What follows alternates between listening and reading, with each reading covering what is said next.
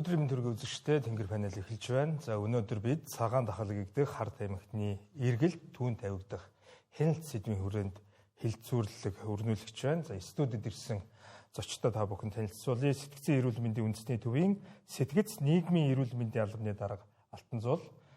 За мөн хар тамхитай тэмцэх албаны урьдчилан сэргийлэх хамтын ажиллагааны хилцээний ахлах мэргэжилтэн цагдаагийн ахлах төслөгч Ариун Төгс. За Мондем төвийн сэтгэл зүйч Алтан Гэрэл, хууль зүйн дотоод хэргийн яамны хууль зүйн бодлогын газрын ахлах шинжээч Амгалан. За сэтгэц нийгмийн сэргэнцэх төвийн зохицуулагч Төмөн Дэмэрэл нартай энэ сэдвийн хүрээнд ярилцах болно. За мансууруулах юм сэтгцэс нөлөөт бодисын эргэлтэнд хяналт тавих тухай хуулийг анх 2002 онд баталж ижээ. За цаг үеийн нөхцөл байдал одоо эрэлт нийлүүлэлт одоо олныг хавтгаарсан хэрэглээнээс үүдэлтэйгээр ялчгүй нь хуульд зохицуулт хийж шинжилсэн найруулга орох шаардлагатай болсон. Тэгэхээр одоо энэ шинжилсэн найруулгын төслийн үзэл баримталд одоо тусгагдсан дэвшилт заалтууд юу байгаа талаар яамны төлөөлөлөд хариулт өгөө та. За энэ өдрийн мэндийг хүргэе бүгдээрэнд нь.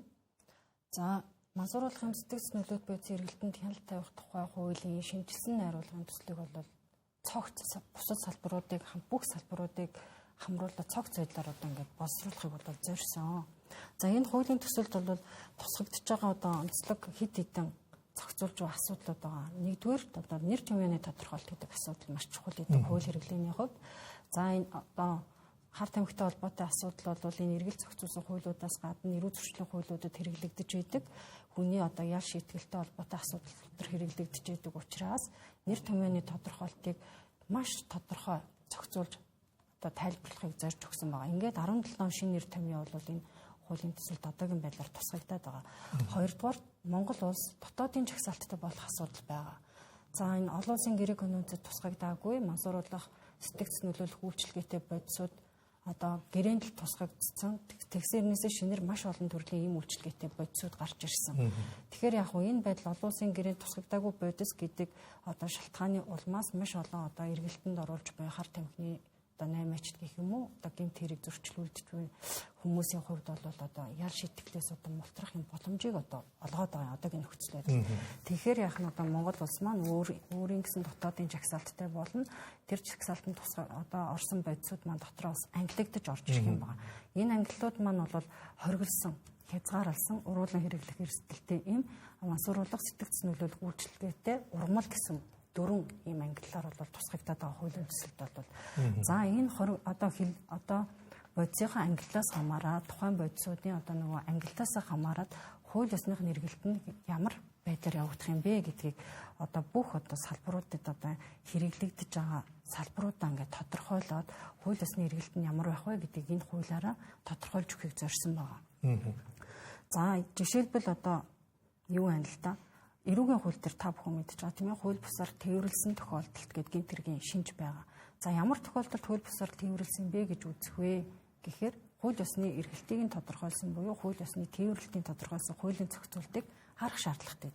Гэтэл энэ маань манай улсын хууль тогтоомжид байхгүйгээс болоод тус гэмт хэргийн одоо шинжийг тодорхойлж одоо хууль бусаар тээвэрлсэн хүнд одоо ял оногдуулах тийм ээ асуудал төр бол ингээд хүндрэл учирчаад байгаа. Ийм учраас одоо хууль ёсны тээвэрлэлт нь одоо яг юу юм бэ? Аль бодисон дээрээ гарах юм бэ? Яаж гарах юм бэ гэдгийг одоо тодорхойлж одоо хуулийн төсөлд тусгасан гэсэн үг. За ингээд хууль ёсны эргэлтүүдтэй холбоотойгоор бол одоо салбаруудад эргэлтэнд орж байгаа одоо бодисуудыг одоо зөвшөөрлийн үндсэн дээр хэрэглэх юм уу? Бүртгэлийн үндсэн дээр одоо ингээд үйл ажиллагаанд хэрэглээд ашиглаад явах юм уу? Тэр зохицуултыг бүр ингээд хэрэглээний үед тодорхой болгож өгч байгаа. Манай улсын зөвшөөрлийн тухай хуулиар бол нөгөө зөвшөөрөл гэдэг ойлголт маань тусгай зөвшөөрөл, энгийн зөвшөөрөл гэх мэт явж байгаа шүү дээ. Гэхдээ төрийн байгууллага хоорондын одоо зөвшөөрөл олгох харилцаан дээр бол энэ зөвшөөрлийн хууль маань үйлчилдэггүй. Тэгэхээр яг хуу зөвшөөрлөөр хянах одоо боломжтой зөвхөн хувийн хэвшил рүү чиглэж гарч ирнэ гэсэн үг. Тэгэхээр хувийн хэвшил одоо мансууруулах юм сэтгцэс нөлөөт бодистой холбоотой үйл ажиллагаа эрхлэх тохиолдолд зөвшөөрлөө заавал авах тэг зөвшөөрлөөр нь дамжуулж одоо бүртгэл хяналтанд авах тийм тогтолцоог бүрдүүлэхээр хуулийн төсөл тусгасан. Хоёрдугаар тэр төрийн байгууллага хооронд явагдаад байгаа одоо тэр зөвшөөрлөл үйлчлэхгүй байгаа ашиглалтууд байна да. Эргэлтүүдийг аль болох бүрэн тодорхойлоод энэ эдгээрийгээ бүртгэлээр нь дамжуулаад хяналтанд авах. ийм одоо бодлого одоо тусгагдсан гэсэн үг энэ хууль. Тэгэхээр яг хувийн хөвшил төрийн байгууллагад байгаа хэрэглээнд орж байгаа, эргэлтэнд орж байгаа бодисууд маань нэгдсэн ийм одоо системд орж бүртгэл хяналтанд орох нэ гэсэн үг. Одоо энэ хуулийн төсөл хэрэгжиж эхэлбэл за бүртгэл одоо эргэлтийн хууль ёсны эргэлтээ тодорхойлчлоо. Цаашид ямар ингээд чиглэлээр бүртгэл хяналтын явуулгын тогтолцоо маань тусгагдчихлаа. За дараагийн нэг чухал асуудал бол нөгөө хамаарал бүхий этгээдүүдэд эмчлэх тогтолцоо бодлого юус ингээд улс орны үедэд тодорхойгүй байгаад байна. Одоо эрүүгийн хуулиас болоод зөрчлийн хуулиас болдго юм уу дээр нь ямар эмчилгээ, ямар арга зүгээр, ямар байгууллагын тогтолцоогоор явуулах одоо хууль эрх зүйн тодорхойгүй байдлын улмаас энэ хүмүүс маань одоо эмчлэгдэх нөхцөл байдал байхгүй болчиход байгаа байхгүй. Тэгэхээр эмчлийн нөхцөл бололцоо болгоныг нь хуулийн төсөлдөө олгож одоо оновчтой тогтолцоо, оновчтой арга барилаар эмчлэх тийм ээ тэр одоо тусламж үйлчилгээ үзүүлэх одоо үе шат тийм шинжилгээ онцлогоноос ахгуулад оролцогч бүхэл байгууллагууд ямар төвшөнд оролцож эмчлэх тусламж үйлчилгээ үзүүлэхний санхүүжилт эдгээр нь хэрхэн явагдах юм тийм ээ тэрнтэй холбоотой хуулийн зохицуултуудыг одоо тусгаж бүрэн тусгахыг одоо зорж өгсөн байгаа юм. Тэгэхээр түн нэмрэл мэрэгчлэнээс бас тодруулъя. Шинжлэх найруулгын төсөлд тусгагдсан яг дэвшилтэд залт бол ялчгүй сая амгалан шинжээчийн хэлсэн энэ зүйлдээ нөгөө хэрэглэгчийг нөгөө донтон өвчтөн гэж одоо дүгнэж үзэх. Тэгэхээр энэ асуудалтайгаар холбоотойгоор энэ мансуурах донтой иргэдийг эмчлэх, сэтгүүлцийн тусламж үйлчилгээ үзүүлэх, нэмшүүлэх төвийн байгуулах ажил юу нь ямар шатндаа явж байгаа бол энэ ажил юу нь хэдэн хувьтай явж байгаа бол энийг одоо шийдэхэд улсын төвчдөр одоо санхүүжилтанд тусгаад явах болов хуулийн төсөл дээр энэтэй холбоотой бас дэлгэрэнгүй мэдээлэл өгвөл. За тэгэхээр одоо миний ажиллаж байгаа сэтгц нийгмийн сэргээн засах төв бол Монгол Улсын ерөнхийлөгчийн санаачлагаар хэрэгжиж байгаа эрүүл Монгол үндэсний хөдөлгөөний хүрээнд үйл ажиллагаа явуулж байгаа төв байна.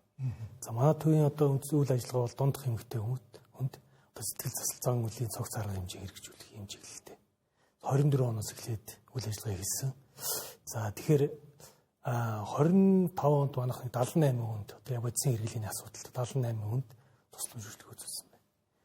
За ер нь бидний өмнөх улс орнуудын туршлагаас аваад үзэхээр 1970-аад оны ихэнх үеэс эхлээд энэ сэргээн засах тусламж үйлчлэгийг хуулиар зохицуулж эхэлсэн байдаг юм билээ. За тэгээд мэдээж биеийн зовир арилга хордлох шаардлагатай эмчилгээг бол эмнэлэг суурилсан тогтолцоогоор эмчилнэ.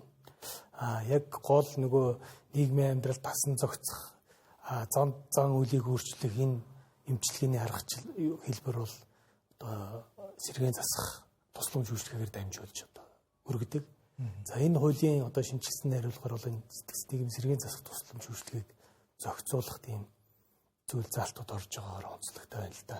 Тэгэхээр алтан зүйл дарга яг энэтэй холбоотой олон улсад бол нэг рехаб төв гэдэг байгаад байдаг. Тэгээ яг энэ сэргээн засах үйлчлэгээний төвүүд байгаад байдаг. За бас энэ төрлийн одоо яг хилцүүлэг өрнүүлэх гээд бас судалгаа хийж яхад одоо боломжийн амьдралтай юм уу арга ирнэ бас төлбөрийн чадвартай хүмүүс бол Франц улс руу ч юм уу Европын холбооны улсууд руу за ойр гэвэл одоо Оросын холбооны улсын Сибирь орчмын рехаб төвүүдээр очиж эмчилгээ тусламж үйлчилгээ аваад эргээд нийгмийн амьдралд ороод хэвчин гайгүй болж байна гэж ярьдаг. Яг энэ асуудал сэтгцэн эрүүл мэндийн үндэсний төв дээр одоо хэвтэн эмчилүүлж байгаа хүмүүс хэрэг байна.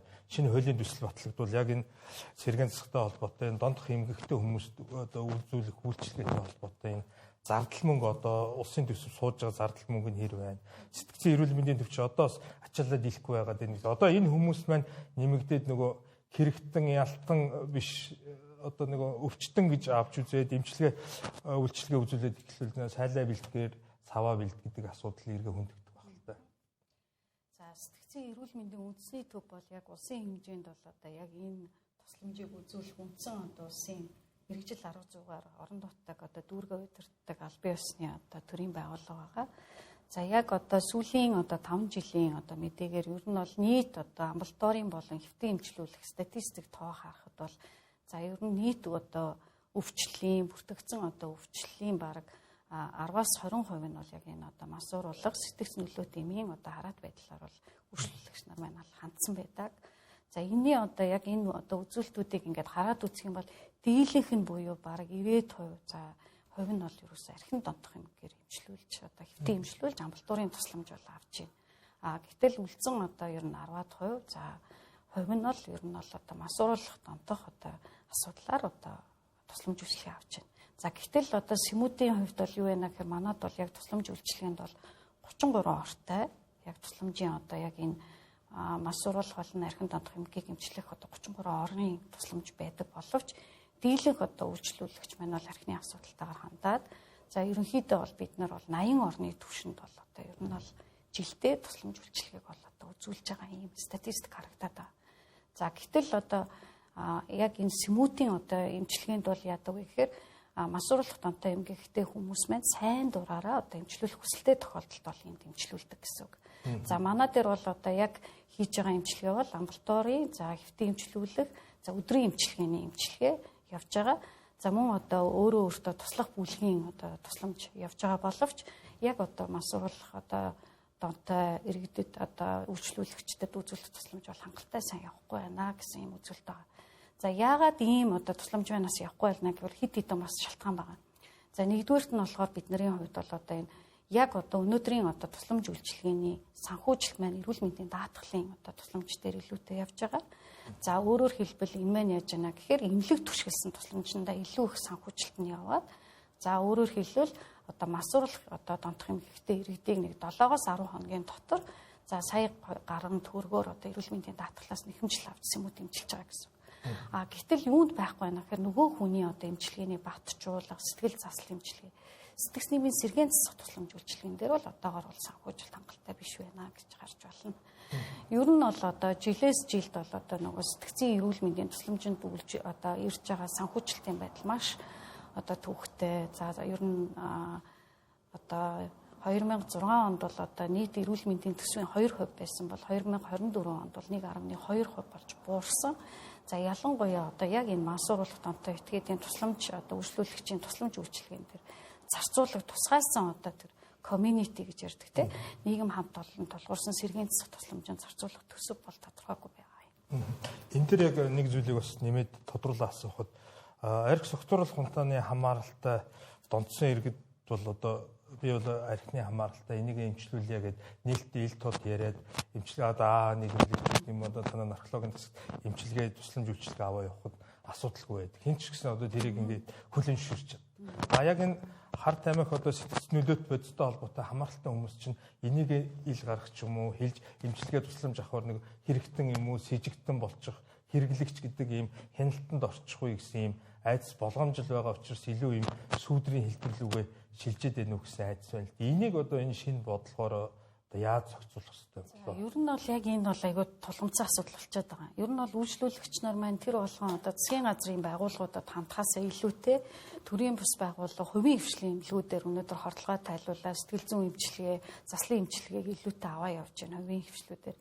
Тэгэхээр энэ дээр бол юу вэ гэхээр нөгөө үйлчлүүлэгчийн хувьд одоо нөгөө хэрэглэгч одоо эсвэл хамааралтай гэдгээ мэдсэний улмаас засгийн газрын одоо нөгөө бүртгэл мэдээллийн системд орох за цаашлах юм бол нөгөө гэмт хэрэгтэн этгээд гэдэг байдал руу орчих тий энэ байдлаас айгаад одоо тусламж үйлчлэгэндээ тэр болгон хамрагдаж чадахгүй байгаа байдал байгаад байгаа.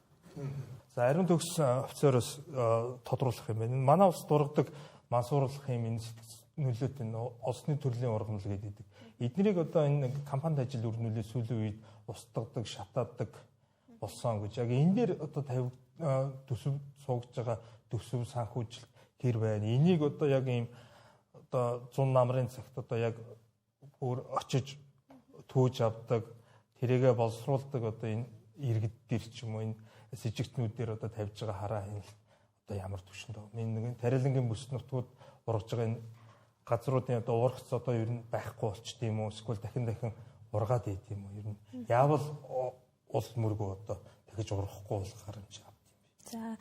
За мас сурвалж үйлчилгээтэй олсны ургамал нь нийслэл хот болон 11 аймгийн нутаг дэвсгэр 5000 гаруй газарт ургадаг.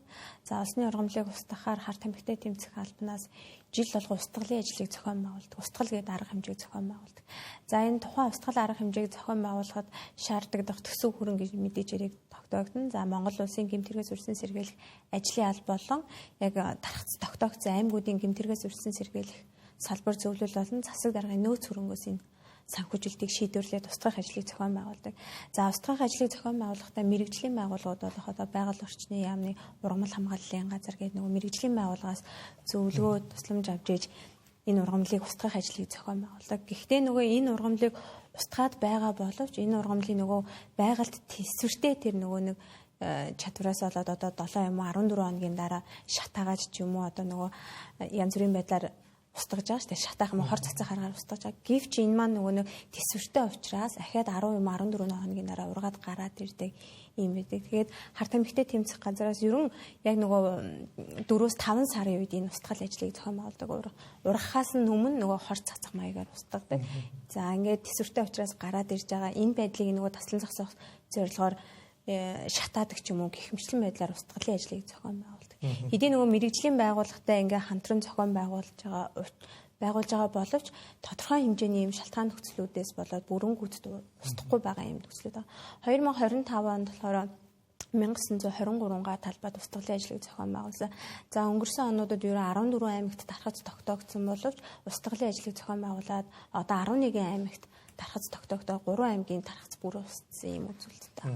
Тэгэхээр бол нөгөө тархац ургаж байгаа газруудын байршил мэдээлэл бол нууц. Тэгэхээр та бүхэнд бол мэдээлэл нь байгаа учраас энэ тавигдах хяналт одоо ямар хүмүүс хэдийн хугацаанд яг очиж давтамжтай түүгээд байна, тэрийг боловсруулад байна гэдэг тэр тавих хяналт энэ төр бол одоо компанид ажил явагддаг. Тэжил болгоо яг нөгөө хавраас намрын цагуудад ингээд 103 3 сард явагдана гэсэн. Ургамал одоо нөгөө нэг өрөө аяал ургаж эхлэхээс ахгуулаад намар нөгөө нэг одоо 9-10 сар хүртлийн ажлууд явагддаг гэсэн. Тэгэхээр бас хин амгалан шинжээч бас сая хариултан дээр хэлж ирсэн танаас нэмж тодруулахад Монгол улсад хоригдсан, хязгаарласан хяналтад байх шаардлагатай мансууруулах юм сэтгэгднөлөөт эмийн жагсаалтыг ер нь шинжилж баталсан болоо одоо энэ жагсаалт ер нь дахиж наривчлагдж гарсан болов тийм ээ. Одоо шинэ хуулийн төсөл хэрэгжилттэй бол Гэр өдөө мэдээлэл. Тэгээ за. Тэр дотоодын жагсаалтыг бол нөгөө батлах асуудал засгийн газар одоо батлахаар одоо хуулийн төсөл тусгачаад байгаа. Одоо бол ямар ч хуулийн зохицуултгүй учраас дотоодын жагсаалтыг батлах одоо хэн батлах өдөр зохицуулт нь байхгүй байгаа учраас дотоодын жагсаалтгүй явж байгаа байхгүй юу? Хуулийн төсөл батлагдах юм бол хэрэгжүүлэхтэй холбоотой засгийн газараас батлана. Энэ хуулийн төслөө боловсруулах батлахтай зэрэгцүүлээд засгийн газараас батлах жагсаалтын төсөл маань бол бэлэн болцсон байгаа. Хоригдсон бодисын жагсаалт гэхэд 180 орчим бодис бол орчоод одоо ингээд төсөл нь бэлэн хийгдэж байгаа л гэсэн сайжраал. Мандан төвийн сэтгэл зүйчээс бас асуухад энэ одоо архин дондох эмэгтэй хүмүүсийн нийгэмлэг энэ төр гэж байдаг шиг яг энэ сэтгэл нөлөөт энэ ард амьхны донтолтой хүмүүс чиглэсэн одоо нийгмийн шинжтэй одоо сэтгэл засах үйлчлэлийн ажлууд юм явагдсан юм бол танаа төв жишээ ямар чиглэлийн үйл ажиллагаа явуулдаг байх бол тэр тухайс танилцуул. Манай төвд бол 24 оноос хойш одоо нэг 2500 хүнд энэ төрлийн зөвлөгөө мэдээлэл өгөөд өмнөөс бол 90 хүнд нь бол яг эмнэлгийн тусламж үйлчилгээ үзүүлээд ингээ ажиллаа явуулж байгаа. Тэгээд ер нь улсын эмнэлгүүд ингээд үйлчлүүлээд эмнэлгийн тусламж авахаар бол нэг 7-оос 14 хоногийн хордог тайлаа гаргацдаг. Зүүнээс цаашаа хараа хяналт юм уу эсвэл сэтгэл зүйн талаасаа танин мэдэх хүн зөвлөгөө засалт нь бол ингээд орхигдоо явуулдаг гэдэг түрүүнд бас ярьж байсан. Манай эмнэлгийн хувьд бол яг 1-6 сарын явах хугацаанд эхний нэг 10-14 хоногт нь бол хордог тайлах, хөөрөл дарах, тайвшруулах, амраах гэсэн ийм эмчилгээ явагдсны дараа дандаа нөгөө танин мэдэх хүн талаас нь сэтгэл зүйн зөвлөгөө засалт бол ингээд үргэлжлээ явж байдаг. За үүн дээр гардаг хүндрэл юу вэ гэхээр яг тухайн хүмүүс маш удаан хугацаагаар хэвтэ эмчилүүлж байгаа учраас нөгөө эрүүл мэндийн даатгал үйлчлэхгүй энтэй холбоотойгоор бол нөгөө 6 сар юм уу 3 сар хэвтэх байдалд одоо 1 сар хэвтэ эмчилүүлээд ингээд хугацаа болохоос өмнө гаргашдаг ийм тохиолдол бас байдаг.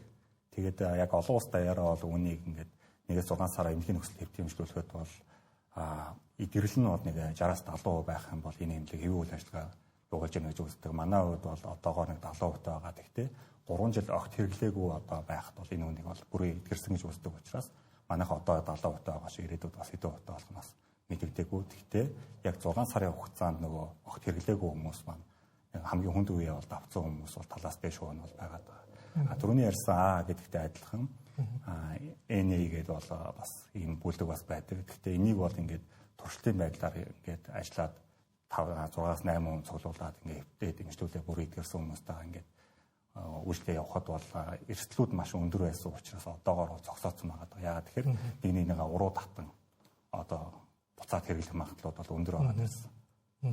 Залуу үеийнхний арх согтууруулах хундааны хэрэглээ багасч байна гэдэг нь бол эерэг статистик боловч эргээд энэ нөгөө жинзээ үеийнхэн чинь нөгөө арх согтууруулахундаа алкогол хэрэглэхгүй нэг масуурлах төрлийн бодисонд илүү дондох магадлал нь ихсчээд байна л дээ. Энэ одоо энэ юу нөлөөлж байна? Нийгмийн стресс бухимдлалаас үүдэлтэйгээр тайвшрах гэж хэрэглээд байна уу? Эсвэл одоо энэ залуучуудын өөрсдийнх нь ярьдаг шиг нөгөө кайф, таашаал авах, одоо илүү нөгөө урлагийг мэдрэх энтер гэсэнтэй холбоотой байгаад байна уу? Энэ дээр тас нэг тайлбар мэдээлэл.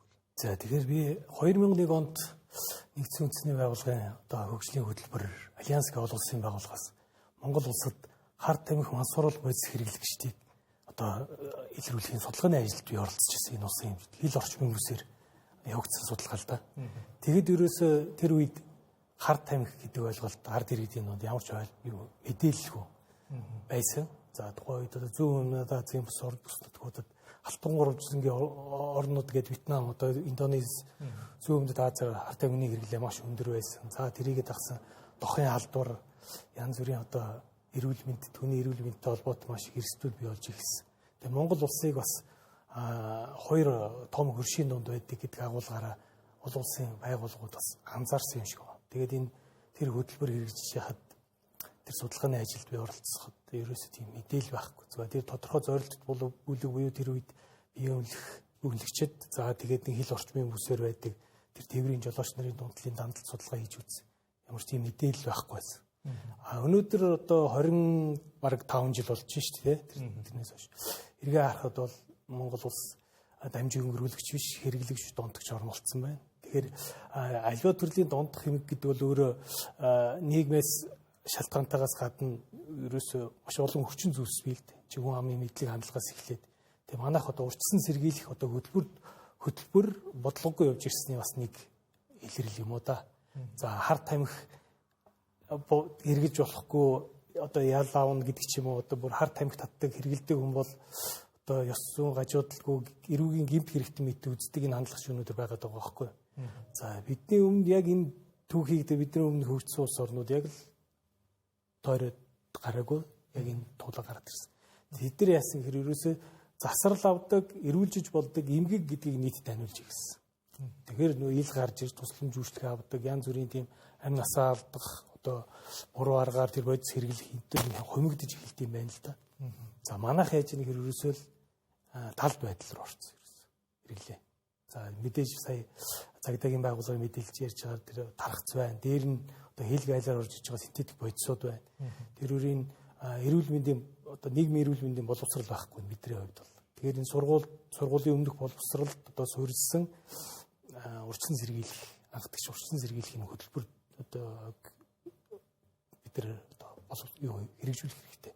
Энэ хуулиар одоо зохицуулж өгөх ёстой. За дараа нь сургуулийн өмнөх боловсролоор дамжаад дараагийн шатанд одоо сургуулийн орчинд мэдээж одоо сургуулийн өмнөх боловсрол сургуулийн ерөнхий боловсролын сургуулийн агуулгад бол арх тамхи мансууруулах бодис ийм хор хөнөөлтэй гэж ярихгүй. Асуудлыг даван туулах тий стрессийг одоо тэгээд амьдралд тохиолж байгаа аливаа бэрхшээлийг даван туулах тэр дадал чадварт сургах нэг одоо нийгмийн амьдрал тасан зохицох тэр байдлыг л төлөвшүүлэх чиглэлдэг юм бодлогод явагддаг. Урьдчилан сэргийлэх ажил бол ингэж эхэлдэг. За тэгээд насны онцлог дараа оюутнууд одоо залуучуудын бүлэгтээ хөрсөн одоо яг жинхэнэ нөгөө хор хөнөөлийн эрүүл мэндийн боловсрол болгох дараагийн арга хэмжээнүүд орж ирнэ. Ийм системтэйгээр урьдчилан сэргийлэх шаардлагатай болж байна. Тэгэхээр буруу сонголт хийж байна, мэдлэг байхгүй байна, мэдээлэл байхгүй байна, бас хүний нөөц байхгүй. Энэ үг хэлэхэд энэ чиглэлээр одоо эрүүл мэндийн боловсрол болгох одоо мэрэгжсэн тийм хүний нөөц Монгол улсад байхгүй шүү дээ. За архины хувьд бол яг архитектийн хувьд бол тодорхой хэмжээний мэрэгчлүүд ажиллаж байгаа хэдий ч энэ хар тамхины хувьд бол шин төрөлийнх ерөөсөө гадаадын улс орнуудад одооноос эхлээл ганц хоёр одоо мэрэгчлэтнүүд сурж боловсрох одоо улс сургалтанд хамрагдаж сурагч багшаа бэлтгэж дөнгөж эхлэл төдийл байгаа зүйл байхгүй юу. Тэгэхээр хүний нөөцийг бэлтгэх шаардлагатай. Дараагийн асуулт тэгээд та бүхний дунд тавья. Энэ сүүлийн нэг 5-10 жилийн хугацаанд одоо нэг нийгмийн хүрээнд одоо нэг ийм хандлага бас тийшээ одоо урайлах бас хандлага бас ихсчлээ. Тэрний үг бол Монголд энэ хар тамхины хяналтаа бүрэн алдчихлаа. Хэрэглэгчдийн тоо замбрааг үүсчлээ. Энэ тавих хяналт байхгүй болчихлоо. Тэгэхээр одоо энэ нөгөө химийн гаралтай янз янзын синтетик бодисыг нь бол хориглоё. Тэр нөгөө ургамлын гаралтай ногоон төрлийн юм энэ бол одоо зөвшөөрөхөөс өөр аргагүй. Энийг ер нь зөвшөөрөө. Энийг бас хэрэглэх нь бас энэ хорт авдрын өвчл өндөртэй манай бас энэ хорт авдартай хүмүүсийг одоо эмчлэх, өвчнийг багасгахад дэмтэй гэдэг ийм хандлага бас гараад ирлээ л дээ. Энэ зөвшөөрсөн ийм улсууд байна. Америкийн 50 мужийн тэдэн зөвшөөрсөн байна. Энэ одоо нөгөө хэмийн гаралтайг нь биш одоо ургамлын гаралтай канабисын төрлийн ургамлуудын зөвшөөрөе гэсэн ийм ярьдаг, хэлдэг, ил тод урайлдаг ийм инфлюенсерүүд ч гэсэн нийгэмд одоо гараад ирлээ. Хэрвээ энийг зөвшөөрвөл ямар эрсдэл байгаа? Зөвшөөрөхгүй бол одоо бас ямар асуудал байгаа дээр та бүхэн хариулт өгвөл. За ер нь манай улсыг ер нь хяналтаасаа алдчихлаа гэж бусад нөгөө улсын жишгээр бас тэгж ойлгож болохгүй. За яагаад вэ гэхээр нөгөө бид нэр яг бусад улс одоо Америкийн нэгдсэн улс, Канада улс, Герман гэл бусад улс орнууд нөгөө хяналтаасаа алдлаа. Зарим тохиолдолд одоо Америкийн нэгдсэн улсад тийм үү байгалийн гаралтай буюу өвсийг хэрэглэхийг зарим мужуудад зөвшөөрөөд идэг. Гэтэл нөгөө энэ улсууд маань синтетик төрлийн бодисын хэрэглээ маш их энэ хэрэглэнээс болоод амь насаа алдж байгаа тохиолдлууд маш ихээр бүртгэгдсэн. За ингээд синтетик төрлийн бодисын тунг хэтрүүлээд амь насаа алдаад байгаа учраас энийг багасгахын тулд одоо нөгөө нэг тодорхой хяналтайгаар нарийн хатуу хяналтайгаар одоо нөгөө байгалийн гаралтай арай нөгөө THC, CBD, hemp гэл олон төрлөөд энийг нөгөө нэг багасгасан хэмжээгээр одоо нөгөө байгалийн гаралтай бодисыг тодорхой хяналтанд зөвшөөрсөн гэсэн үг. Тодорхой мужуудад.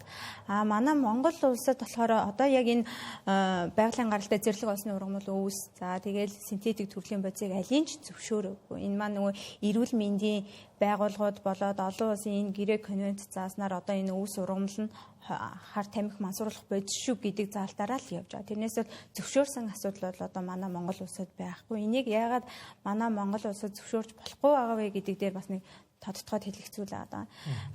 Ер нь бол нөгөө нэг олон улсад одоо яг энэ хар тамхи хэрэглэгчийг тийм үү ялтан гэж авч үзэхээс илүүтэйгээр өвчтөн гэж авч үздэг.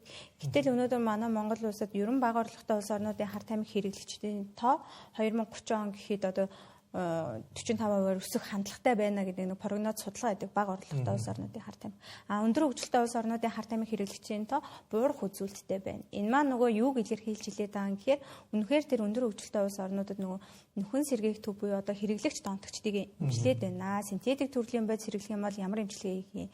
За байгалийн гаралтай буюу өвс ургамлын хэрэглээтэй байх юм бол ямар эмчилгээ хийх ингээд нөгөө стандарт нормд нийцсэн юм эмчилгээ үйлчилгээ явуулаад хэрэглэгч донтогчдыг эмчлээд байна. Гэтэл манай Монгол улсад болохоор яг энэ нөгөө дэлхийн жишг нийцсэн стандарт нормд нийцсэн нөхөн сэргээх төв хангалттай хэмжээгээр байхгүй. Бид нэр хэрэглэгч донтогчдыг эмчилж чадахгүй байгаад нөгөө энэ маань энэ тоо цаашаа өсөх хандлагатай байх шүү гэдгийг ер нь илэрхийлж хэлж байгаа. Энэ дээр тодруулах уу та? За.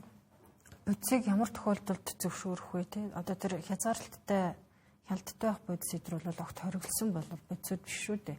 Тэр хориглосон бодисын жагсаалтад ямар бодис орох вэ гэхээр ерөөсөө л эрүүл мэндийн тусламж үйлчилгээнд огт хэрэглэгдэж ашиглагддаггүй тийм бодисуудыг ерөөсөө л эргэлтээс хориглож байгаа юм. Харин тухайн бодис маань бол хүний ч юм уу мал амьтны эрүүл мэндийн тусламж үйлчилгээнд одоо хэрэгтэй байх юм бол тэрийг бол нөгөө хязгаарлалтай бодисоо жагсаалтаар тэр эмигийн хуулиудаараа зохицуулаад эргэлтэнд оруулж болох тийм бодлого бол энэ хуулийн төсөлд бол тусгагдчихад байгаа юм.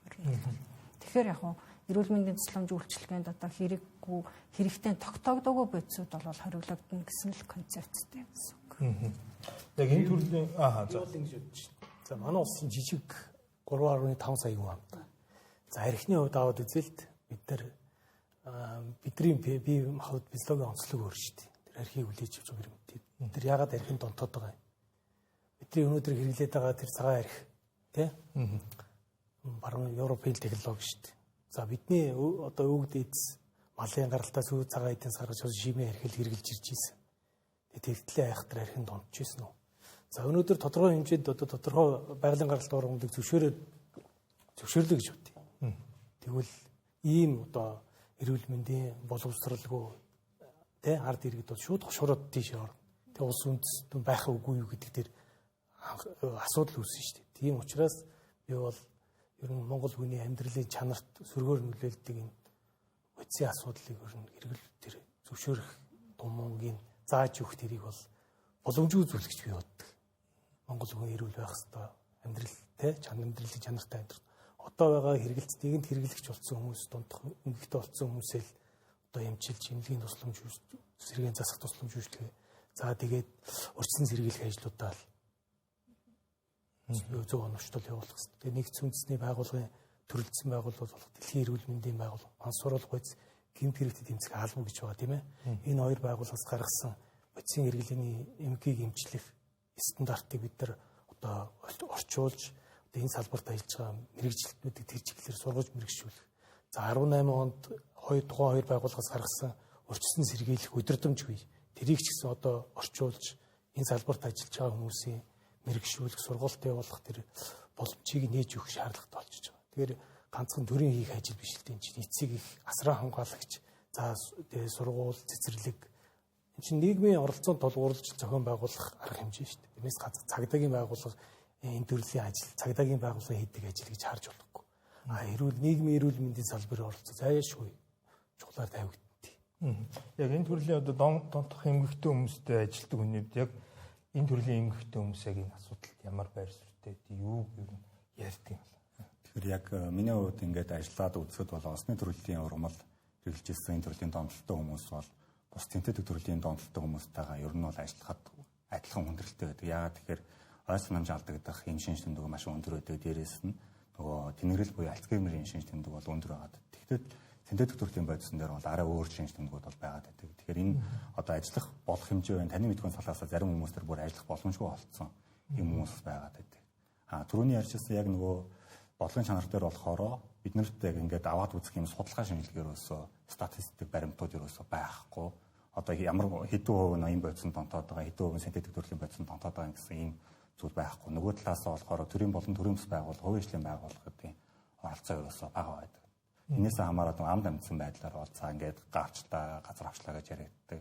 За сүүлийн үед бол мэдээж нөгөө амжиргааны төвшин харгалзахгүйгээр бол ийм донтох эмгэг бол явагдаж байгаа. Үүнээс гадна нас бол маш залуу болоод ирсэн 15-аас дээш одоо 15 миний харж байгаа бол 15-аас 25 насны хүмүүс бол илүү юм нэрвдэх юм хандлагатай байгаа. Энэ нь бол сүүлийн үед илэрсэн тэр нэг юм өвчин хандах төрлийн юм бодистой холбоотойгоор бол энэ бол сүүлийн 4 жил бол маш их одоо нийгэмд өргөнд харагдсан. Одоо энэ дээр бол дор нь арга хэмжээ авч чадаагүйгээс болоод бол энэ байдал бол улам өндөр болсон гэж үзэж байгаа. Яагаад тэгэхээр хүн нэг одоо донтох энэ одоо таашаалын мэдрэмжийг авсан бол улам тэрийг гүнзгийж авах гэж өсдөг учраас энээсээ хамаарат анх одоо энэ бодис хэрэгжилсэн бол дараа нь синтетик төслийн бодис руу ингээд ороод ингээд явсан тохиолдол байгаа.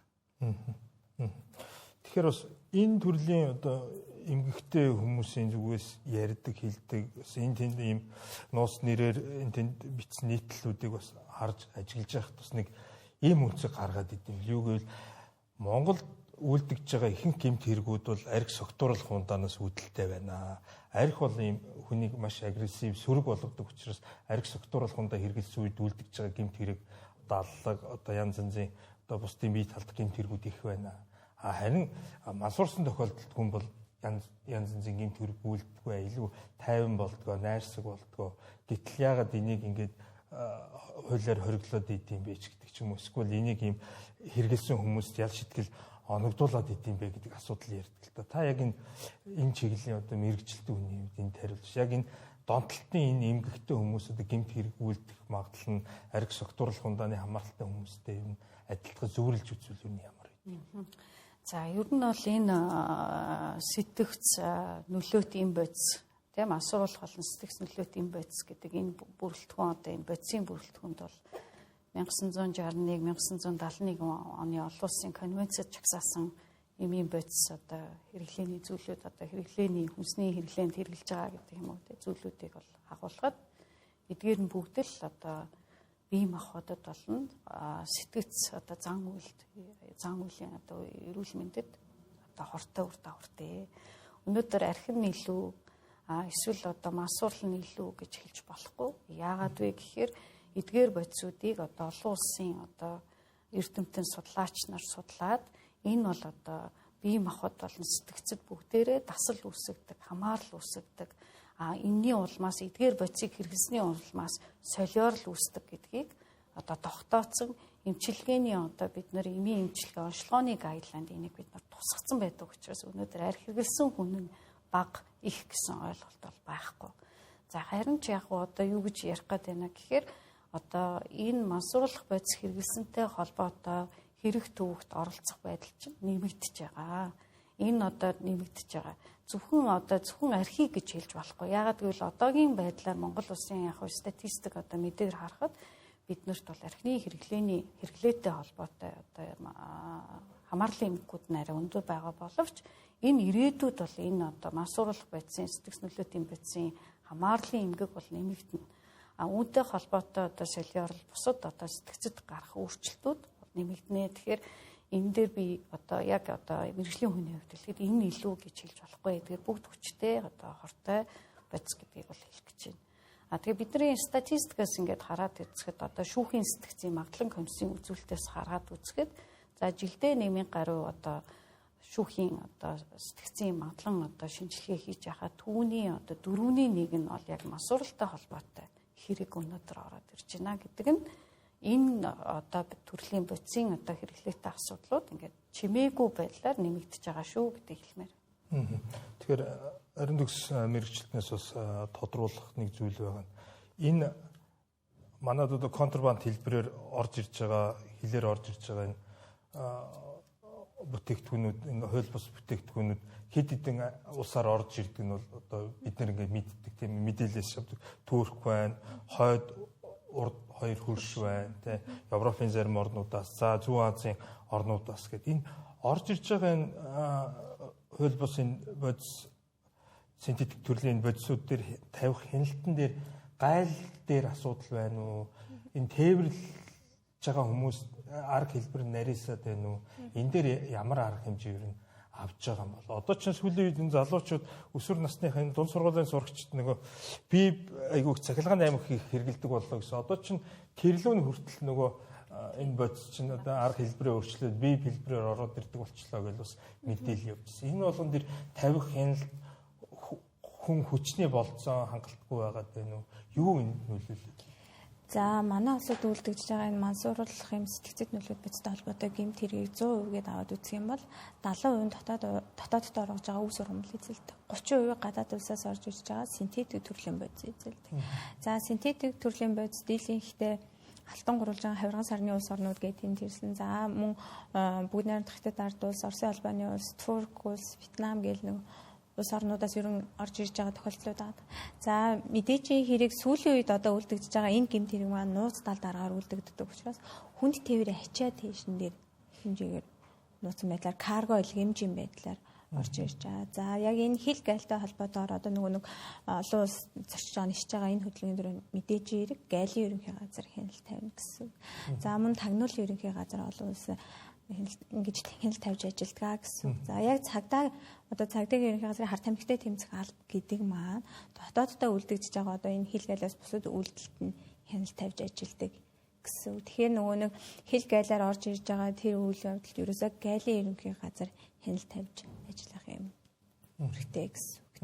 Яг энэ асуудалтай уялдуулаад нэг зүйлийг тодруулахад одоо Туркч байд юм уу аль нэг улсаас одоо Монгол улс руугаа ирж байгаа иргэдэд нөгөө дайвар бүтээгдэхүүн өгчдөг тий. За энийг нэг юм байгаамаа манай ээжийн хэрэгэлдэг юм ч байгаа мó. Эсвэл ямар нэг юм өгчдөг. Сувнирийн шинжтэй юм байна гэхэд авцсан чинь сатуулагдсан, баригдсан гэд. Энэ одоо яг жинхэнэ тээвэрлэгч үү эсвэл бусдын имийг одоо дамжуулан зурчил тээвэрлж байгаад баригдсан уу? Энэ иргэд дээр одоо шинэ хуулийн төсөл дээр одоо ямар зохицуулт байна? Гадаад улсад одоо яг энэ хэрэгээр сатуулагдсан одоо урд туршид жишээ нь ял хэдэлж байгаа энэ иргэдүүдээ одоо ялтан солилцоогоор мөн шилжүүлж авах эсвэл энэ эрхэн зөрчигдсөн иргэдийнхээ асуудлыг хамгаалах дээр ямар арга хэмжээнүүд хуульд ер нь тусгагдсан байна. Энэ чиглэлд ер нь хууль зүйн дотоод иргэн яаж ажилтдаг юм бэ?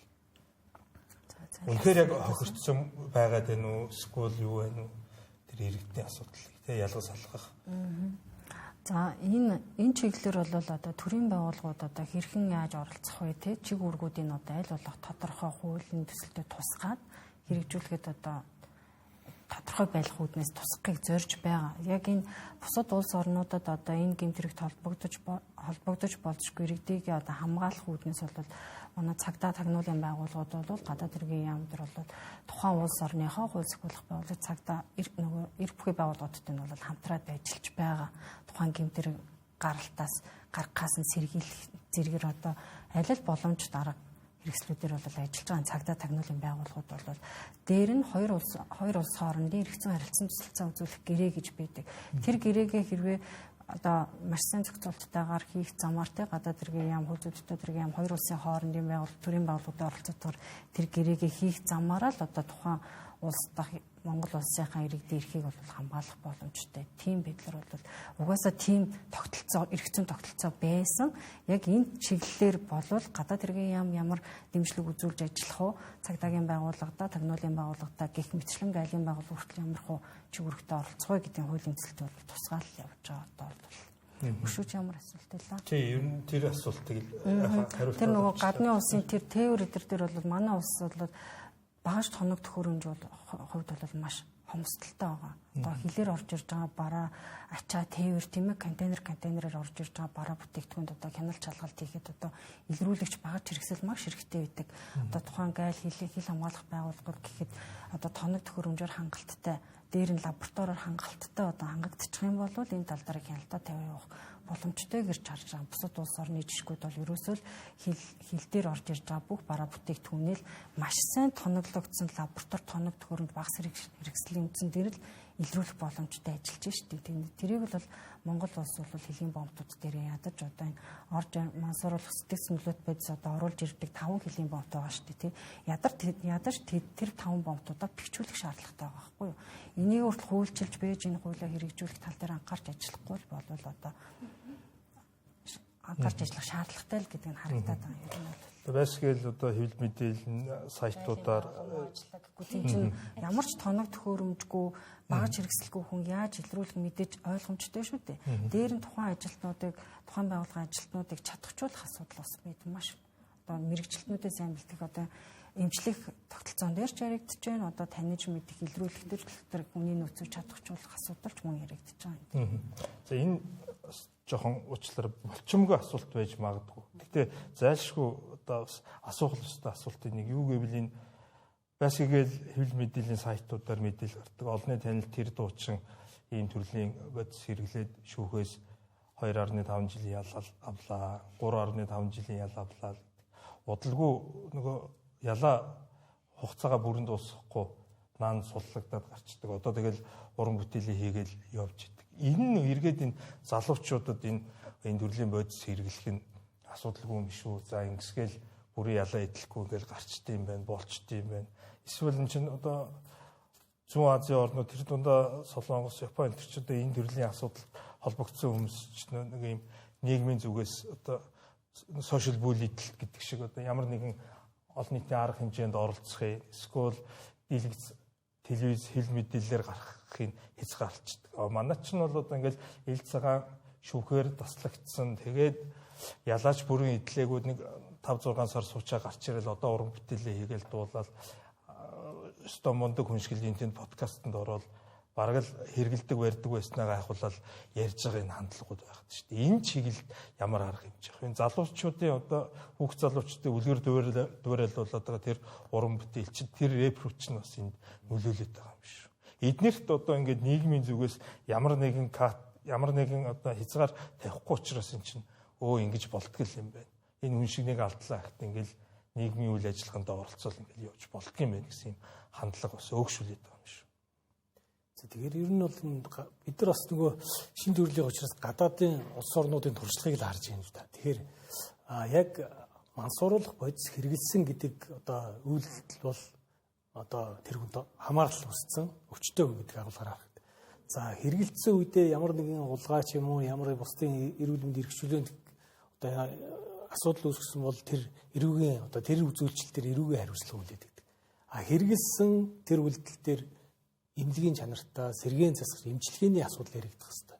Тэгэхээр бид нар энэ дэлхийн эрүүл мэндийн байгууллагын төрлийн бүх төрлийн өвчин гэж тодорхойлоод улс улсын өвчний ангил бүртгэхэд эмчилгээний удирдамж одоо бүгдийн одоо тодорхой заагаад өгсөн учраас бид нар тэр нүүбийн төрөлцсөн байгууллагын зөвлөмжийг дагаж эмчлэх хэрэгтэй. За шүүхээр одоо эрх хязгаарлаад одоо зөрчлийн хэрэгч гэдэг юм уу эрүүгийн хэрэгээр ял идэлж болно. Тэр ял идэлж хугацаанд нь тэр дондох юмгийг эмчлэх хэрэгтэй. Тэгэхээр одоо зөрчлийн хэрэгээр баривчлаг шүүгийн шийдвэр баривчлах гэж байгаа хүмүүст одоо зан үйлд нөлөөлөх халуутан сургалт гэж байгаа шүү дээ. Тэр тухайн одоо хэргийн юунаас болоод 7-оос 30 хоногийн хугацаанд баримтлагч байгаа. За бид нар хэдийгээр хууль байхгүй ч гэсэн өнгөрсөн жилээс эхлээд яг тэр баримтлагдсан этгээдийн зан үйлд нөлөөлөх албадан сургалтыг одоо бидний зүгээс тэр баримтлах байр баримтлагын төвдөр очиж ажиллаж хийсэн. Дөрөвний миний хэлсэн 78 тооч ерөөсөө л тэр шүүхийн шийдвэр гүйцэтгэх ерөнхий газрын одоо харьяаны баримтлах байранд байгаа хүмүүст бид нар одоо сэтгэл заслалт зан үлийн эмчилгээ тусламж үйлчлэгээ хүргэсэн тоо баримт байхгүй юу. За тэгэхээр ер нь энийг бол хойчлоод одоо энэ шинэ хуулиараа энийг зохицуулах. За албадан сургалтыг одоо нийгэм дотор байлгаж байгаа 20 эрхийг нь хязгаарлаж байгаа биш. Одоо гэр орон дөөрийнх нь одоо амьдрах орчинд нь зохион байгуулах тийм гадны туршлагуудыг бид нар бас энэ хуулийн төсөлд оруулахыг хичээж байгаа. За зүгээр 1950-ад оны дунд үед Япон улс хар тамхины хэрэглээ бас ихсэн. Хуулийн одоо хариуцлага хүлээлгэж хэлсэн, шорон дүүрсэн, ороод гарсан яг л энэ саяны ярьдаг зураг бол дахиад гараа хэрэгэлдэг, буцаал ордог. Энэ юусоо ямар ч тийм үр дүнгүй гэдэг нь нотлогдсон зүйл. За тэр тухайн улс баруун Европын улс орнууд Америкийн нэгдсэн улс руу мэргэжилт нийлгэж туршлага судалж ирээд эмчилдэг тэр тогтолцоог нэвтрүүлсэн. Тэгээ энэ төрлийн одоо гэмт хэрэг гэж нэрлэгдэж байгаа энэ төрлийн донтолтой хүмүүст үзүүлэх тусламж үйлчилгээний одоо тогтолцоог ойлгомжтой болгоод хүмүүс эдгэрдэг, эрүүлждэг ийм орчин бүрдүүлсэн байна шүү дээ. Тэгэхээр буруу сонголт хийсэн байж болно, хамааралт олцсон байж болно, эмчилдэг тэр тогтолцоо бий болгосон. За энэ эмчилгээний асуудал ганцхан одоо манад эмнэлгийн байгууллага гэдэг сэмүүтэй ажил биш л дээ. Энд чинь өөрөө эрүүл мэнд, нийгмийн хамгаалал, хууль зүйн боловсрал гээд гэр бүлийн хамтын оролцоонд тулгуурж явагддаг гэж арга хэмжээ байхгүй юу. Тэрнээс биш ганц нэг хүний хийх ажил биш. Тэгэхээр бид нар салбар дундын одоо энэ оролцоог уялдан зохион байгуулдаг нэг бүтцийг нэгж хэрэгтэй байгаа тоххой манад. За нийгмийн хамгааллын байгууллага яаж оролцох, эрүүл мэндийн салбар яаж оролцох, олон нийтийн байгууллагын яаж оролцох, гэр бүл одоо боловсролын салбар яаж оролцох. Энэ бүгдийг нарийн зохицуулсан зохион байгуулалт хэрэгтэй. Тэгэхгүй нэг өөрийнхөө салбар хуулийн дээр нэг жижигхэн заалт оруулаад манайх хэмчилгээ эдний хурцсан сэргийлэх гээд ерөөс нэгдсэнийг бодлохгүй явж ирсэн. Тэгэхээр одоо энэ тийм төгс шийдэл бий шиг харагдаж практикт. Тийм учраас энэ хуулиараа одоо бид нар энэ харилцааг зохицуулсан нэгдсэн тийм тус нэг бодлогот явдаг төв байгаль. Одоогоор бүрдэгдэж байгаа хууль гэх юм бол мансууруулах юм сэтгцэд нөлөөт байцыг хэрэгэлсэн байх юм бол зөрчлийн тухайлын 5.1.3 дахь хэсэг зааснаар 7-оос 30 хоногийн баримтлага эсвэл 100,000 төгрөгийн торгол хийсэн. Харин мансууруулах юм сэтгцэд нөлөөт байцыг хууль бусаар олж аваад худалдаалах зорилгогүйгээр хадгалсан, тээвэрлсэн, олж авсан байх юм бол 1-5 жил хүртэл хугацаагаар хорихаа шийдэлт. Тухайн энэ мансууруулах юм сэтгцэд нөлөөт байцыг худалдаалах зорилгоор олж аваад тээвэрлсэн, зөөврүүлсэн, бусдад зарж борлуулсан бол 2-8 жилийн хүртэл хугацаагаар хорихаа шийдэлт. За мөн түрүүн бас ярьсан улсын хилээр хууль бусаар хар тамхи нэвтрүүлвэл яах вэ? Хин нэг үүний одоо нөгөө дайвар хичээ тээж байж магадгүй өөр аваа явж магадгүй. Улсын хилээр хууль бусаар хар тамхи мансууруулах бодис нэвтрүүлэх юм бол 5-аас 12 жилийн хүртэл хугацаагаар хорихаа шийдэлт. За энэ гэмт хэргийг бүлэг зохион байгуулалтаагаар үлдэх юм бол 12 жилээс 20 жил эсвэл бүх насаар нь хүртэл хорихаа шийтгэлтэй байна. Тэгэхээр нөгөө одоо яг энэ мөрдөгдөж байгаа хууль маань 2002 онд батлагдсан. Одоо энэ төрлийн гэмт хэрэг маань өөрөө шинэ төрлийн гэмт хэрэг учраас бид нэр ялцж нөгөө энэ хууль одоо нөгөө одоо яг энэ цаг үетэйгээ нийцүүлээд ийм шинжил батлах шаардлагатай байна гэдэг асуудлаас тулгарч байгаа. Энэ одоо энэ за тодруулаад тариулчихсан тийм. Сайсгийг яахгүй бол. За. Одоо эрүүгийн хуулиар одоо мөрдөж байгаа хуулиараа хууль бусаар худалдаалах зорилгоор одоо олж авсан зэрэг бэлтгэх сэдвэрийг үйлдвэрлэнэ. Энэ улсын хилээр нэвтрүүлж үйлдсэн бол гэдгээр хүндрээд байгаа байхгүй юу? Харин зөрчлийн тухай хуульд улсын хилээр нэвтрүүлэхдээ журам зөрчиж улсын хилээр нэвтрүүлсэн бол одоо сая төгрөг иргэнийг хууль этгээд 3 сая төгрөгөөр торгох тийм л хариуцлага байгаа байхгүй. Тэгэхээр яг улсын хилээр хууль бусаар нэвтрүүлэх үйлдэл төр бие даасан гэмтрийн шинж бол байхгүй байгаа одоо эрүүг хууль дээр. Тэгэхээр бид нар нөгөө нэг хууль бусаар үйлдвэрлэх, хууль бусаар худалдах, хууль бусаар улсын хилээр нэвтрүүлэх гэдрийг одоо илүү чанга яш шийтгэлтэй хүлээлгээр хуулийн төсөлтөд тусгачаад байгаа юм ер нь бол. Энэ дээр бас нэг ийм нэг үндсэг байгаа. Юу гэвэл өнгөрсөн жил тэрний өмнөх жил байхаа би 2 жилийн өмнө нэг 10 жилийн ахлахангийн хүүхдүүдийн шинэ жилийн арга хэмжээ хөтлөж исэн чинь дуугаа солилцохгүй өөр дуу тавья. За нэг нэрийн дурдаад яг нэг рэперийн дуу тавиал хүүхдүүд залуучууд чинь бүжиглж байна. Энэ юуны тухай дуу юм гэсэн. Энд чинь юмны тухай дуу шүү дээ ахаа гэдэг. Юм гэж юу гэлж байгаа бэ гэсэн. Энэ хард амьтны мансуурлын тухай дуу ахгүй юу. Тэгээ бүгдээр тэгдэсгүй бүжиглж. Тэгээс өнгөрсөн жил 25-ны 12 сард бас нэг оюутнуудын шинэ жил арга хэмжээ хөтлсөн чинь бас яг тэр дууг нөгөө өмнөх жил дуулжсэн рэперийн эцэг эхчүүд нь мөнгөний төлөөд аваад ирчихсэн. Нөгөө залуу нь яг залуучуудын шинэ жил дээр тэр дуугаа дуулах нөгөө залуучууд нь босоо бүжиглж байгаа. Юуны тухай дуулаад ямар сэдвийн дуу гэдгийг бүгд мэдчихэж байгаа. Тэгсэн мөртлөө энэ хандлагууд чи өөрөөс нэг хүний далд ухамсарт нөлөөлөх залуучууд энэ хүн энэний тухай дуулаад ингээд байгаа юм чинь энийг хэрглэж үзүүл яах вэ? Нэг юм нийгмийг соён гэгэрүүлэх залуучууд боловсрол олох гэдэг асуудал дээр чинь энэ уран бүтээлд одоо хуучин бол одоо галевлит гэж хэлдэг ус. Одоо орчин үеч одоо галевлитгээ ярихаар эргэл биш хүмжилт өртгөл байх л та. Энд чи одоо нэг үг хэлээ илэрхийлэх уран бүтээл одоо халдлаа байрлал гэдэг юм ярих. Энэ дээр одоо юу н яах вэ? Мансууруулах юм сэтгцэд нөлөөдгөө цэгэл болон далд хэлбэрээр сурчилсан дуу уран бүтээлийг одоо нөгөө хориглоно гэдэг заалт мансууруулах үеийн хууль бус эрхлэлтэй тэмцэх хуулийн дээр байдаг. Тэгээд энийг одоо нөгөө нэг яг манай харт эмхтэй тэмцэх албанаас сүүлийн 2 жилийн хугацаанд илэрц гэдэг арга хэмжээ зохион байгуулад одоо энэ мансууруулах юм сэтгцэд нөлөөдгөө цэгэл болон далд хэлбэрээр сурчилсан дуу уран бүтээл подкаст гэдэг. Тэр болгоныг одоо нөгөө нэг хэрүүлээ харилцаа холбооны зохицуулах хороонд устгуулахаар хургуулсан байхгүй.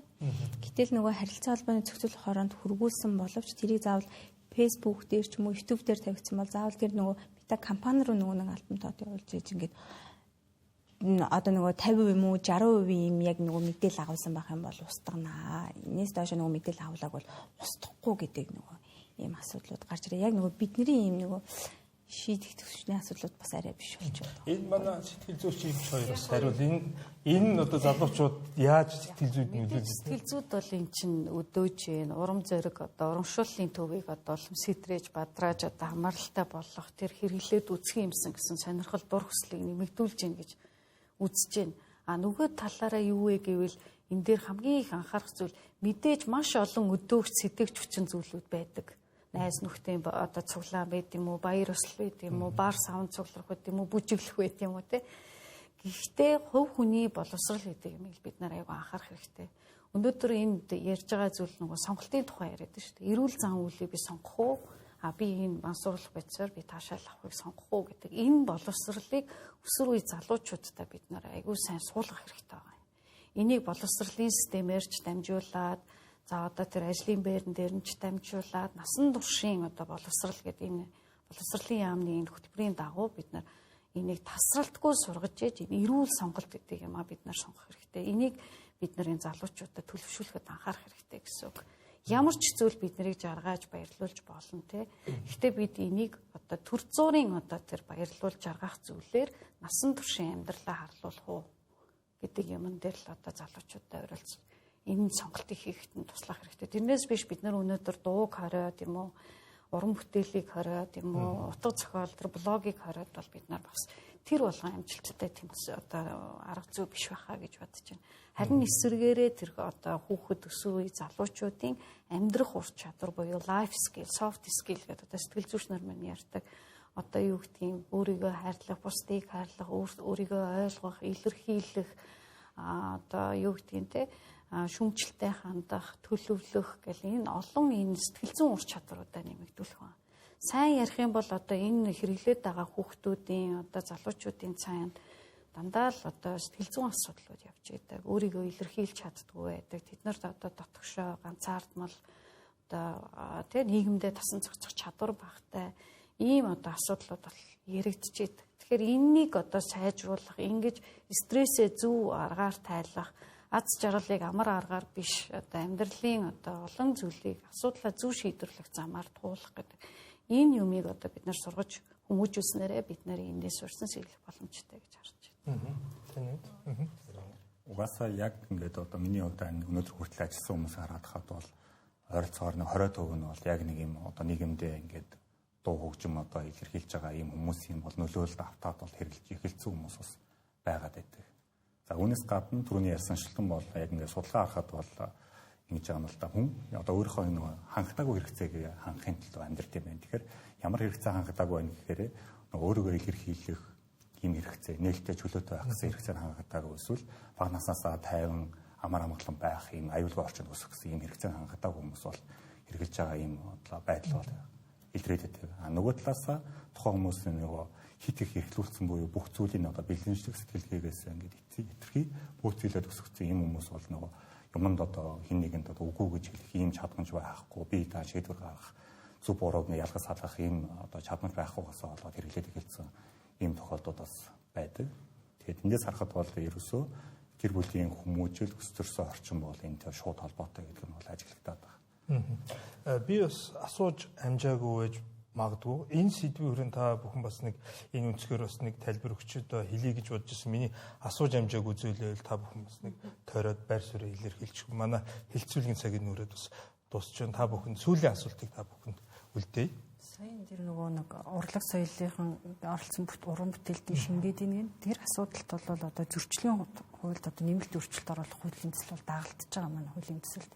Тэн дээр бол яг нөгөө хууль бус эргэлттэй холбоотой мэдээлэл агуулсан уран бүтээл туурай түгээсэн борлуулсан тохиолдлыг бас зөрчил тооцоод дээр нь уриалсан хууль бус хэрэглээг одоо уриалсан бол бас зөрчил тооцохоор тусгагдчихад байгаа.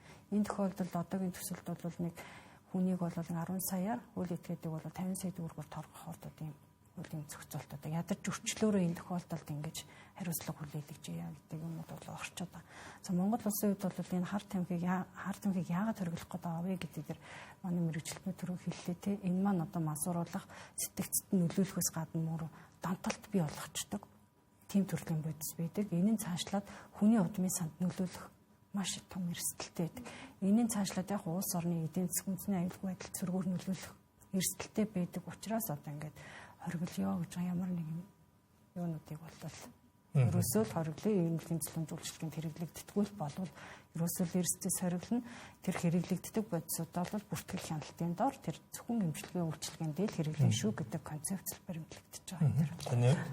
За тэгэхээр энэ дондох юм гэдэг бол өөрөө маш тийм архаг шиж дамжирдаг. Эмчилгээний үр дүн авахтаа цаг хугацаа хөрөнгө зарцуулдаг ийм төрлийн хүч учраас энэ төрлийн хүчнэр мэдээж өвдөхгүй байх шаардлагатай. Тэгэхээр түрүүн манай оролцогчдын ярьж байгаа тэр зөв сонголт хийх тэ хүүхэд наснаас эхлээд төлөвчлийн асуудалтай шууд хамааралтай зүйл. Тэгэхээр нэгэнт одоо ийм өвчтөй болцсон бол туслаж авах хэрэгтэй. Хайжчих шаардлага байхгүй шүү дээ. Ер нь бол тэ. Тэгээд хувийн ч вэ нөө төрийн чигүүр гүйцэтгэж байгаа эмнэлгийн тусламж за сэргийн засах дөөдөр хайжчихгүйгээр одоо санаа зовхгүйгээр тусламж үйлдэл авч одоо эрүүлж их шаардлагатай эдгэрдэг эрүүлждэг хэрвээ хүсэх юм бол энэ боломжтой юм гэх шүү дээ. Тэр айж хичээд байгаа асуудал байхгүй. За иргэд бол энэ хар тамхи мансууруулах бодистой хэрэглэгчдийг одоо нийгмийн шаар шавхран мэт үздэг энэ хандлагаас одоо өөрчлөх хэрэгтэй байна. Өвчтөө өнгөж харах хэрэгтэй. Хүнлэг эндрэнгүү зарчим суурилсан одоо эмчилгээг одоо бид нар эмчилгээний тогтолцоог бүрдүүлэх гэж энэ хуулиндаа суулгаж өгч байгаа. Тэгэхээр энэ айж чийдэх асуудал биш. Нэг талаасаа тэр хэрэгжилж байгаа хүмүүс хөвөлөнд дэмжиж авах шаардлага байхгүй. Тэгэхээр зүгээр эцэг их за тэгээд залуучуудыг сургууль соёлын одоо боловсролын салбараас одоо энэ залуусд чиглэсэн бодлогоудаа хөтөлбөрүүдэд өнөчтөө гаргаад явуулах шаардлагатай гэж бодож байна. Таны За миний хувьд бол юу гэж харж байна гэхээр өнөөдөр яг энэ мансууруулах стресс нөлөөтэй эмийн одоо сэтгцийн болон зан төрхийн өөрчлөлтийг эмчлэх одоо эмчилгээний хүртээмж айгүй бага байгаа. Мэргэжилтнүүдийн одоо мэдлэг ур чадвар одоо тэнд одоо сургагдсан, бэлтгэгдсэн олон улсын стандартад нийцсэн одоо бид нарт бэлтгэгдсэн хүний нөхцөл алга. Зөвхөн эмч эмнэлгийн байгууллага дээр тулгуурсан өнөөдөр тусламжаар бол энийг бол бид нар сайн эмчилж чадахгүй. Тэгэхээр энд юу хэрэгтэй байна гэхээр нийгмийн ажилтан сэтгэл зүйч нарыг одоо яг энэ чиглэлээр мэргэшүүлэг сургах. Жилдээ одоо 1000 одоо сэтгэл зүйч одоо төгсдөг. Гэтэл жилд донтолтын эмч бол 9-12 эмч төгсөж байна. Тэгэхээр энэ бол маш одоо хүртээмжийг одоо тий бага гэдгийг харуулж байгаа. Тэгэхээр энэ чиглэл рүү бид нар одоо нөгөө сэтгэс нийгмийн гэдэг утгаараа нийгмийн ажилтан одоо тэр сэтгэл зүйч одоо сэргийн засах мэргэжилтнүүдийг үг олноор нь одоо бид нэр бэлтгэх явдал бол төрийн аягүй бодлого анхаарах хэрэгтэй байна гэж харж байгаа. Танд бас хариулт боломжлогоо. За ер нь бол бид бүхний яриан дээр сарахад яг ингээд зэт үегээд яриад байгаа боловч одоо нөгөө дараагийн үеуд гэж яригдах зүйлүүд гарч ирнэ. Тэгэхээр бид нэр анхнаасаа нөгөө суур боловсрал одоо нөгөө цэцэрлэгийн баг дунд ахлах ангийн суур төвшнгөөс нь ахуулаад нас идэвхтэй онцлогтод тохирсон байдлаар зөв мэдээлэл хүргэх ёстой байна. Энэ төрлийн гэмт хэрэгээс үрдсэн сэргийлэх чиглэлээр зөв ажил арга хэмжээ зохион байгуулад одоо нийтэд яг ийм хүртээлтэй байдлаар мэдээлэл хүргэх хэрэгтэй байна. За ялангуяа цахим орчинд явж байгаа мэдээллийг бид нэр бүгдийн үнэн бодиттой мэдээлэл гэж хүлээж авч болохгүй. Саяны ярьсан жишээнээс харахад өвс бол нэгэсэндээ хар тамхи мөн биш гэж хоёр талаас ярилцлаа шүү дээ. Энэ дээр бол өвс нь яалчгүй тэр нөгөө конвенцаасаа хориодоо бодис дараагийн нөгөө синтетик төрлийн бодис руугаа орох эхлэл гүүр нь болж идэг. Тэгэхээр ерөөсөө бид нэр энэ дээр ингээ хилцээж шийдвэрлэх асуудал биш. Энэ маань нөгөө үндэсний аюулгүй байдал хүн амын удмын санд сөргөөр нөлөөлөх ийм том асуудал шүү л гэдгийг энд хэлэх. Тэр яг нэг одоо хар тамхи сэтгцэд нөлөөлөх бэлмэл дондогч байх юм бол дунджаар 20 хүнийг татаа оруулдаг гэсэн юм судалгаа байдаг. Тэгэхээр энэ бол үндэсний аюулгүй байдалд нөлөөлж байгаа хэлбэр. Яг ингээд 5 хүн суулгаад хооронд ингээ яриалаад үзэхээр тэр хүн 5 хүний 3 нь нэг одоо дондогч болоход уруу татсан эсвэл уруу татсан хүний одоо уруу татсан байдлаар бол ингээд нөлөөлөх сүлжээ болоод ингээ явцсан байдаг. Тэгэхээр яг хуулиараа болохоор энэ төрлийн одоо дондогч байх юм бол эрүүл мэндийн тусламж үйлчилгээг бол ингээд хэвийн журмаар авна гэсэн ийм хуультай. Тэгэхээр яг энэ өөрөө одоо архины хувьд бол яг өөрөө дондогч гэж хүлээмжшүүлдэг хувь нь бол тодорхой хэмжээнд маш бага. Хар тамхины хувьд болохоор маш өндөр 50-аас дээш хувь нь бол би өөрөө дондогч гэдгийг хүлээмжшүүлдэг, эмчилгээ үйлчилгээ авах шаардлагатай гэдгийг хүлээмжшүүлдэг. Энэ нь бол сэтгэл зүй бие махбод нийгэмд бол ингээд сөрөг нөлөө үзүүлж байгаа гэдгийг хүлээмжшүүлсэн хүмүүс байдаг учраас яг би одоо дондогч юм аа эмчилгээ үйлчилгээ авъя гэхэд нь улсын эмнэлэг болгон хувийн одоо хвшлын эмнэлгүүдэд нь эмчилгээ үйлчилгээ авах нөхцөлийг бүрдүүлээд өгчих юм бол энэ байдал болон илүү ингэж хомигдож байгаа гэж бодож байна. За баярлалаа. Энэ сэдвийн хүрээнд урилга хүлээж авч хурж ирж ярилцсан та бүхэнд баярлалаа. Та бүхний ажилд өндөр амжилтыг хүсье. Үзэгчдээ Тэнгэр панел энэ хүрээд өндөрлж байна.